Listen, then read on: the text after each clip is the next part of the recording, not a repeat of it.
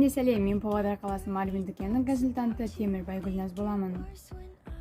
Сіздермен бірге Дазайдың рекомендациясы, бүгін Дазай астырмысыз. Сіздерге обзор түсіретін кітабым бұл Меккеботтың дневник принцессы Popcorn Book кітабы.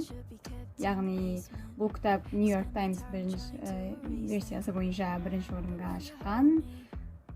Тайм журналы бойынша 100 балаларға арналған романдардың қатарына да енген болатын. Жалпы роман жайлы қысқаша айтатын болсақ, бұл романның басында Мия Термополис есімді қыз жайлы болады. Ол қыз бар болғаны 14-те ғана, және де қарапайым өзінің өмірімен өмір сүріп келеді. Оның бойы ұзын, және де ол мектепте көптеген қиындықтарға тап болады.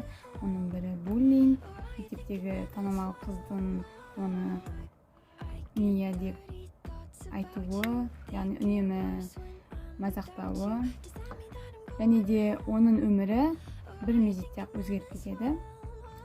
Бұл не десеңіз, ол өзінің әкесінің қарапайым шағын Женови елінің ханзадасы екенін біледі.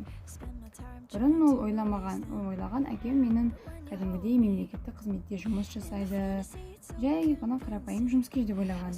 Бірақ 3 ұйықтаса да түсіне кірмеген екен.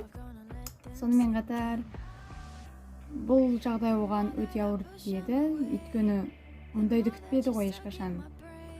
Ол енді ханшайым, әжесі болса Женовиядан келеді де оған күнде ханшайымның сабақтарын үйретеді. Ол жақын құрбысымен сөйлеспей қояды, екеуі ренжісіп қалады.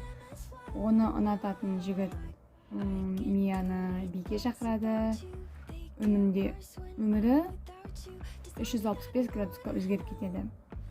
Осы жағдайдан кейін жалпы өте қызықты кітап. Екінші томы да бар, бұл бірінші томы. Өте қызықты, андай жеңіл оқылады да. Күнделік сияқты жазылған, мысалы 13 қазан осындай дегенде. Және өте күлкілі комедиялық элементтері де бар.